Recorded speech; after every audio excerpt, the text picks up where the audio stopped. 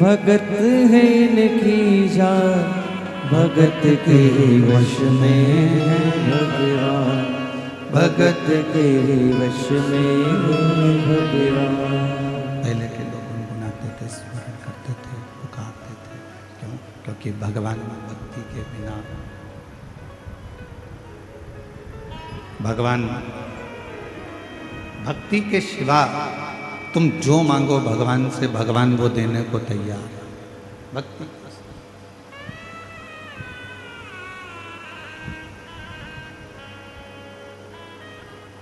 धन मांगो धन देगा, वैभव मांगो वैभव देगा, संपदा मांगो संपदा देगा, गाड़ी मांगो गाड़ी देगा, बंगला मांगो बंगला देगा, पर मेरा शंकर भगवान भक्ति नहीं देगा। बहुत सोच समझ कर देते हैं।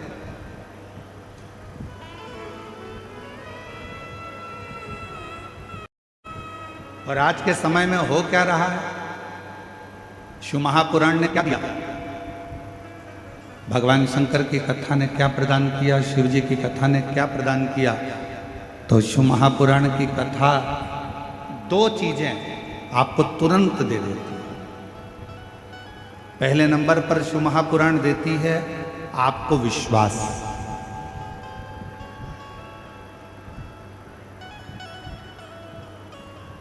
और दूसरे नंबर पर शिव महापुराण देती है आपको भक्ति। क्या करना सिखा रही है? शंकर के मंदिर जाओ, एक लोटा जल चढ़ाओ, शिव जी के दरवाजे जाओ, शिव जी का भजन करो, स्मरण करो, शिव नाम जपो, बेलपत्र चढ़ाओ, मंदिर में सफाई करो, मंदिर में चाकरी करो, भगवान शंकर की मंदिर में जाना प्रारंभ करो। शिव महापुराण दो चीजें आपको दे रही है। एक पहले नंबर पर है विश्वास, दूसरे नंबर पर है भक्ति।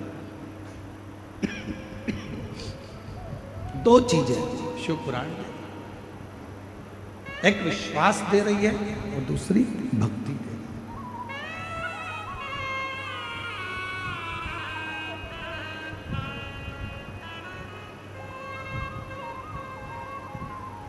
शायद इसीलिए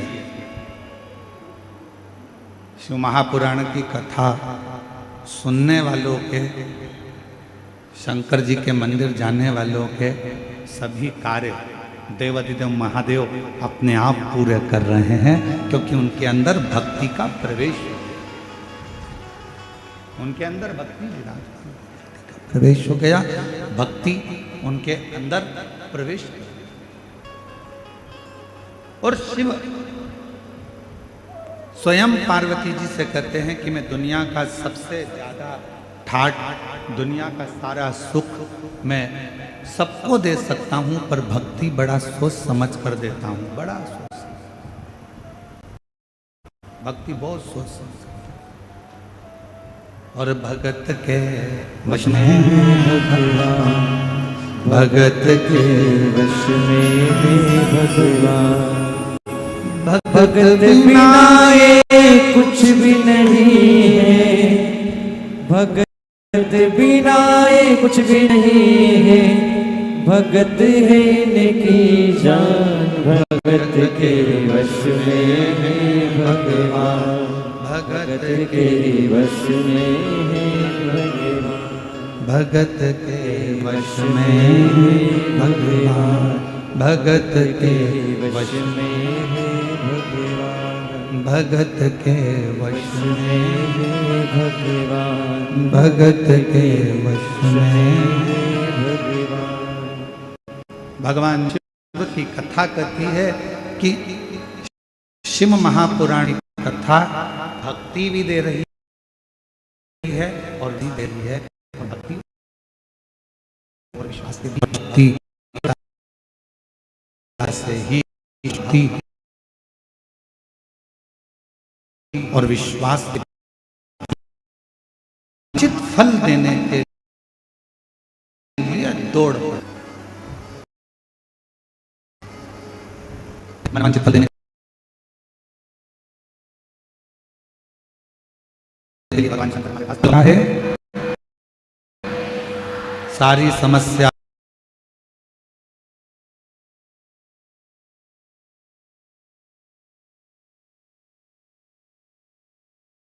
का हल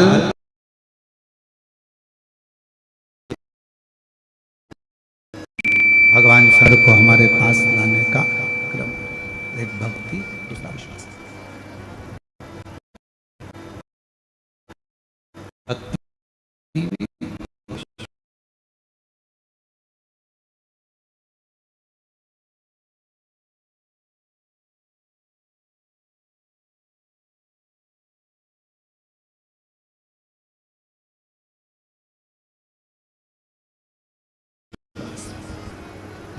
तीन नहीं करे हों, दो नहीं करे हों, एक करा। कितने लोग हैं? हाथ उठा, ठीक है, रख।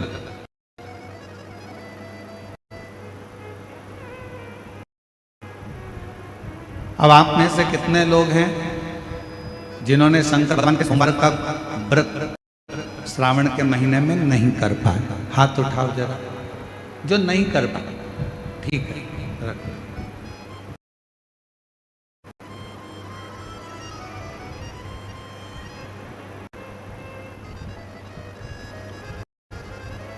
अब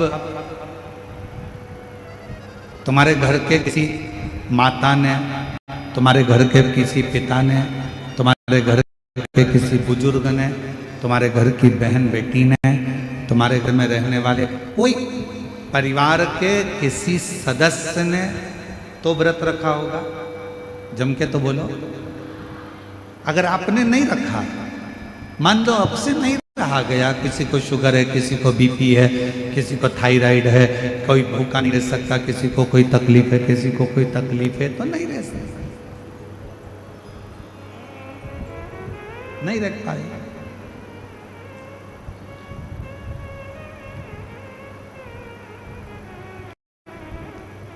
घर में रहने वाला कोई भी सदस्य सोमवार का व्रत रखा हो, सोमवार का व्रत रखा हो, श्रावण महीने का व्रत रखा हो, तो शिव महापुराण में वर्णन आता है, भाई संहिता के अंतर्गत बड़ी सुंदर बात आती है। सोमवार के दिन, शिवरात्रि के दिन, सोमवार की अष्टमी के दिन, प्रदोष के दिन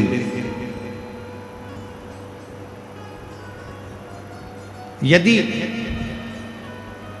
भगवान शंकर का कोई व्रत धारण करा है किसी स्त्री या पुरुष ने, और मान लो आपने वो व्रत नहीं किया और जिसने व्रत किया, तो वायव्य संहिता कहती है उस व्यक्ति के मात्र मुख का दर्शन हो जाए तो व्रत का फल हमारे खाते में आ जाए।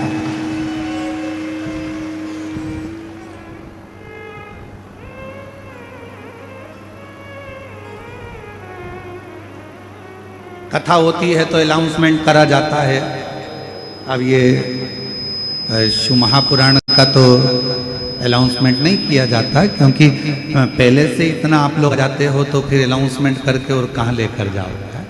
तो शिव पुराण का तो अनाउंसमेंट नहीं करते, पर जगह जगह जब कथा होती है तो अनाउंसमेंट होता है, हमारे इस क्षेत्र में इतनी तारीख से इतनी तारीख तक श्रीमद् भागवत कथा होगी, इतनी तारीख तक राम कथा होगी, इतनी तारीख तक शिव महापुराण की कथा होगी, इतनी तारीख तक गीता जी का पाठ होगा, इतनी तारीख तक हमारे यहाँ ज्ञानेश्वरी का पाठ होगा, इतनी तारीख तक हमारे यहाँ पर ये विष्णु पुराण, नर्मदा पुराण, भविष्य पुराण, कूर्म पुराण, नारद पुराण की कथा होगी, इतनी तारीख से हमारे यहाँ देवी भागवत होगी। इसका अनाउंसमेंट होता है।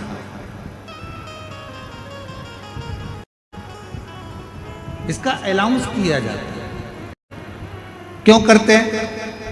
जितना ज्यादा से ज्यादा अनाउंस इसलिए किया जाता है कि जितना ज्यादा से ज्यादा लोग कथा को श्रवण करने के लिए आएंगे, तो जो यजमान परिवार होता है, जो भागवत जी करा रहा होता है, राम कथा करा रहा होता है, अन्य पुराणे करा रहा होता है, तो जितने कथा को श्रवण करने के लिए आएंगे, उतने वो भक्त जब भगवान के मंत्र जाप को करेंगे, भगवान के स्मरण को करेंगे, नाम जाप को करेंगे, नाम कीर्तन को करेंगे, मंत्र जाप को करेंगे, तो उनके जप करने से, उनके कीर्तन करने से, उनके नाम जाप करने से जो मंत्र का फल मिलेगा, उसका एक अंश जमान के खाते में भी चला जाएगा।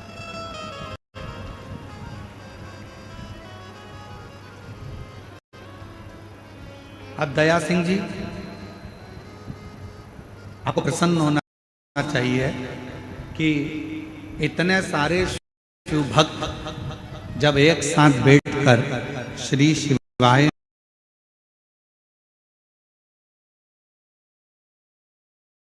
नमस्तुभ्यम का जप करेंगे तो शिव पुराण की कथा जब इतना बड़ा वायव्य सहिता वर्णन करती है कि इन सब के खाते का मंत्र बोलने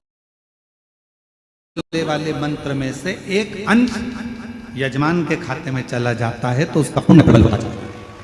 अब हाथ उठाकर आपके घर के लोगों ने अगर किसी ने व्रत किया हो तो ऐसा हाथ हिला कराए, चलो ठीक है अब रख लो, अब टेंशन मत लो। अब जितने लोग हाथ उठाए कि हमने व्रत करा है तो तुम भी हाथ उठा देना कि हमने उनके मुख का दर्शन करा है जिन्होंने व्रत किया, जिन्होंने व्रत किया। शिव महापुराण की वायव्य संहिता कहती है शिवरात्रि का व्रत, सोमवार का व्रत, सोमवार की अष्टमी का व्रत, प्रदोष का व्रत,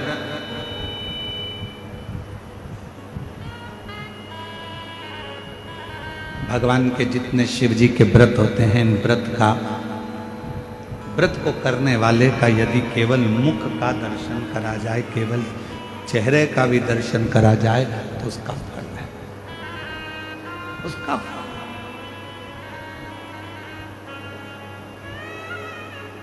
जैसे शिव महापुराण की विद्येश्वर संहिता में लिखा है कि श्री शिवाय, जम के बोलो जरा, श्री शिवाय नमस्ते।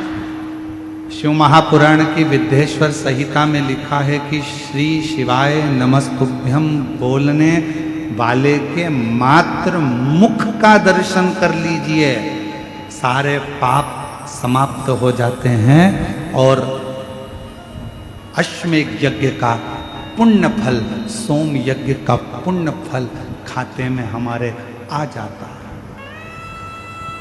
अश्वमेध यज्ञ का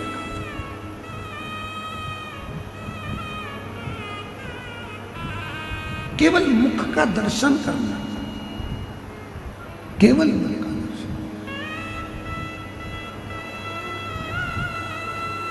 सब एक साथ में बोले, बड़े प्रेम से बोले, श्री शिवाय नमस्तुभ्यं, श्री शिवाय नमस्तुभ्यं, श्री शिवाय नमस्तुभ्यं, श्री शिवाय नमस्तुभ्यं, श्री शिवाय नमस्तुभ्यं, श्री शिवाय नमस्तुभ्यं। अब आप लोगों ने इतनी बार श्री शिवाय नमस्तुभ्यं बोला, टीवी पर कथा सुनने वालों ने बोला, आस्था चैनल पर कथा श्रवण करने वालों ने बोला, फेसबुक यूट्यूब पर कथा श्रवण करने वालों ने बोला, अपने मुख से तुमने उच्चारण करा। तुम जिस गली से, जिस मोहल्ले से, जिस कॉलोनी से, जिस नगर से, जिस क्षेत्र से निकल कर जाओगे और जिस क्षेत्र से आप निकल कर जाओगे, जिस गली से आप निकल कर जाओगे, जिस मोहल्ले से आप निकल कर जाओगे, जिस कॉलोनी से आप निकल कर जाओगे, आपके मुख का दर्शन जितने जितने लोग करेंगे, आपके चेहरे का दर्शन जितने जितने लोग करेंगे, आपके मुख का दर्शन जितने जितने लोग करेंगे, वो सब ना जाने कितने पापों से छूट जाएंगे और अश्वमेध यज्ञ का फल आपकी जिंदगी में प्राप्त होता चलेगा। कितना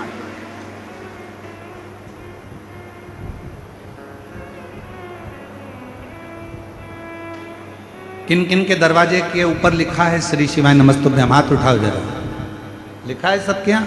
रखो।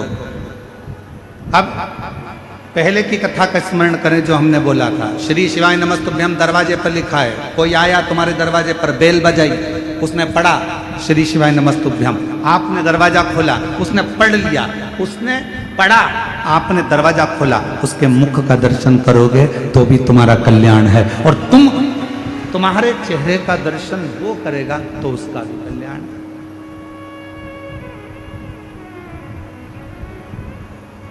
दोनों का कल्याण, दोनों।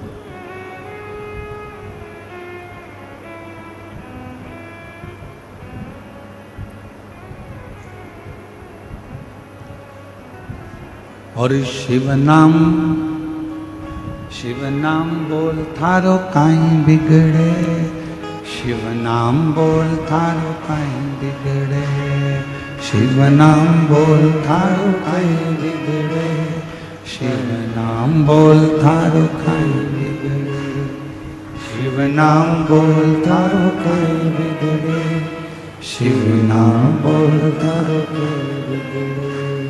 काई बिगड़े रे थारो काई बिगड़े, काई बिगड़े रे थारो काई बिगड़े, काई बिगड़े रे थारो काई बिगड़े, काई बिगड़े रे थारो काई बिगड़े, शिव नाम बोल थारो काई बिगड़े, शिव नाम बोल थारो काई बिगड़े, शिव नाम बोल थारो काई बिगड़े, शिव नाम बोल थारो काई बिगड़े। शिव नाम बड़ा अनमोल है, ये भगवान शंकर का नाम इतना अनमोल है, जो जपता है उसका कल्याण, जो जपे वो मुक्त।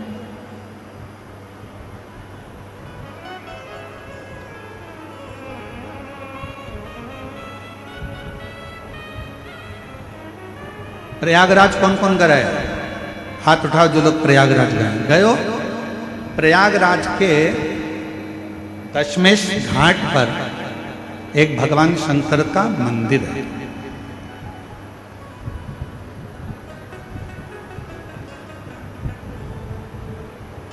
प्रयागराज के दशमेश घाट पर एक भगवान शिव जी का मंदिर है जिसका नाम ब्रह्मेश्वर महादेव। कौन से महादेव हैं? ब्रह्मेश्वर। जम के बोलो एक बार।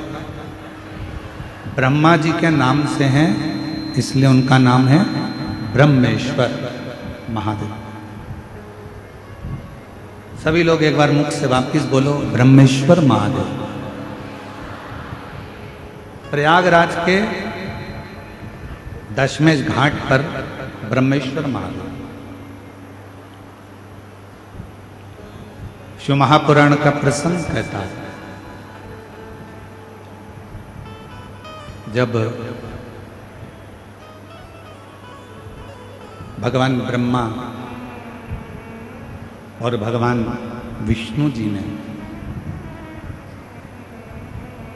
एक बड़े से पर्वत का घुमाना, उस पर्वत को प्रारंभ करा।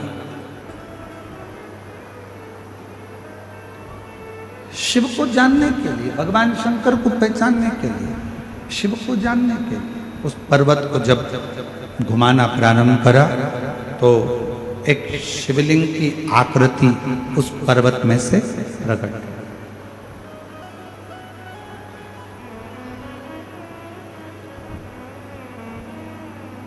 अब ये कथा आप लोग सब सुने हुए हैं, सुनी है ना?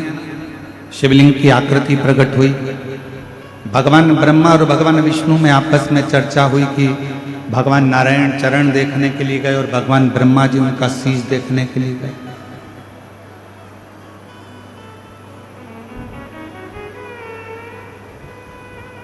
भगवान नारायण को भगवान शिव जी के चरण नहीं मिले और भगवान ब्रह्मा जी बढ़ते चले गए, बढ़ते चले गए, बढ़ते चले गए। उनको जब शीश नहीं मिला तो केतकी का फूल लिया है, गौ माता को लिया है। आखिरी में भगवान नारायण के सामने आ गए।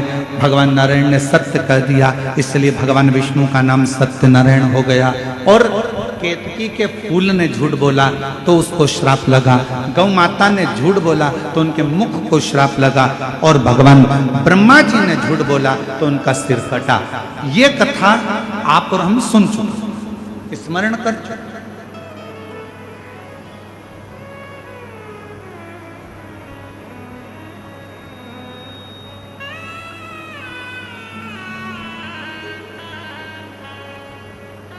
ब्रह्मा जी का सिर कटा हुआ लुढ़कता गया, कर्मनाशा नदी उत्पन्न हो गई। और भगवान विष्णु के कहने पर भगवान शंकर जी ने भगवान ब्रह्मा जी के कटे हुए शीश को बड़का पेड़ बना दिया, तो शिव जी का नाम वहां पर बटकेश्वर महादेव। दोनों हाथ उठाकर एक बार प्रेम से बोलो बटकेश्वर महादेव की हर हर महादेव। शिव जी का नाम वहां पर बटकेश्वर महादेव पड़ गया। ये पवित्र कथा आप और हम शिव महापुराण में श्रवण करते आए हैं। आज जो प्रसंग चल रहा है श्रावण की इस कथा का, अब ब्रह्मा जी का सिर कट गया, ब्रह्मा जी का सिर काटा, और ब्रह्मा जी का जब सिर कट गया, ब्रह्मा जी के जितने मुख बचे, ब्रह्मा जी उन मुखों को लेकर ब्रह्मलोक में जाकर बैठ गए। बहुत चुप, स्तुप्त, मौन। ब्रह्माणी जी उनसे बात करती तो ब्रह्माणी जी से भी बात नहीं करती।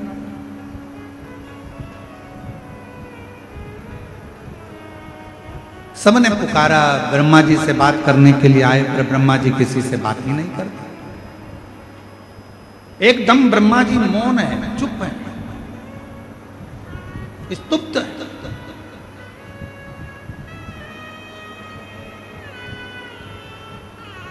और फिर निवेदन है, ब्रह्मा जी ने एक झूठ बोल दिया था, इसलिए उनका शीश कटा, इसलिए शीश कटा था। ये मृत्यु लोक है। शिव महापुराण की कथा कहती है, इस मृत्यु लोक में, पृथ्वी पर कलिकाल में जो तुम बीज बोओगे वही तुम्हें काटना पड़ेगा। तुम किसी की निंदा करोगे तो कोई तुम्हारी भी निंदा करेगा। तुम किसी पर कीचड़ उछालोगे तो एक ना एक दिन तुम पर भी कीचड़ उछलेगा। तुम किसी का अपमान करोगे तो एक ना एक दिन तुम्हारा भी अपमान होगा। तुम किसी के लिए गाली दोगे तो वो गाली तुम्हारे पास भी आएगी। तुम किसी को अपशब्द कहोगे तो पलट कर वो अपशब्द तुम्हारे पास आएगा। तुम किसी को बद्दुआ दोगे, एक ना एक दिन वो बद्दुआ तुम्हारे पास भी आएगी। तुम किसी का अपमान करोगे, एक ना एक दिन तुम्हारा भी अपमान होगा। तुम किसी पर कीचड़ उछालोगे, एक ना एक दिन वो कीचड़ तुम्हारे ऊपर भी आएगा। और शिव महापुराण की कथा कहती है, भगवान शंकर सब कुछ माफ कर सकते हैं, पर शंकर भगवान अपने भक्त पर अगर उंगली उठे, अपने भक्त पर अगर कोई लांछन लगाए तो भगवान शंकर कभी माफ नहीं करते। उसका फल भगवान शंकर उसका तो भाव लेकर ही रहते हैं।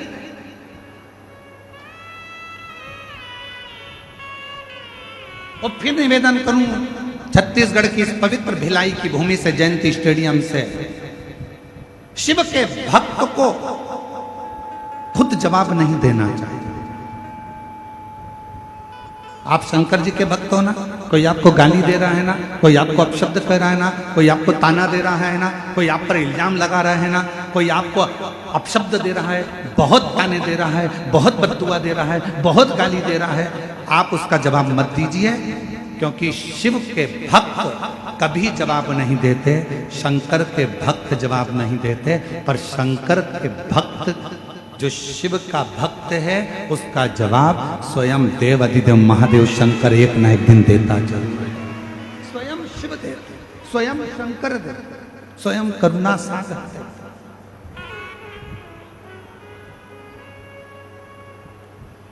बमोल का पेड़ लगाओगे तो आम नहीं आएगा,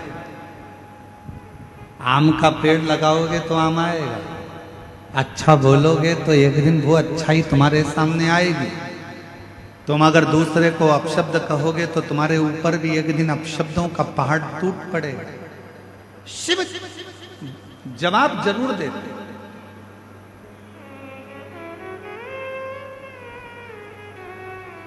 मेरी जीजियां बैठी हैं, आप लोगों से एक निवेदन करूं, सही उत्तर देना। तुम्हारी घर में लड़ाई हो जाती है, प्रत्येक पत्नी क्या इच्छा लगती है अपने पति से कि जब मेरी लड़ाई हो तो कम से कम तुम मेरा साथ तो दो। बोलो सही है कि गलत है? अरे जम के तो बोलो, सही है ना? लड़ाई पत्नी की हुई है, विवाद पत्नी का हुआ है, और आशा पत्नी लगा कर बैठी है कि मेरी लड़ाई हुई है, मेरा झगड़ा हुआ है, तो मेरी लड़ाई में कम से कम तुम तो जवाब दो। बस उसी तरह शिव का जो भक्त होता है वो इंतजार करता है कि मैं जवाब नहीं दूंगा, जवाब देगा मेरा काल अधिपति महाकाल, और जब वो जवाब देगा तो हिला हिला देगा। इसलिए जवाब का इंतजार उसका, जवाब का इंतजार उसका। और देख लिया संसार, हमने देख लिया सब मतलब के यार, हमने देख लिया झूठे नाते झूठे रिश्ते, झूठे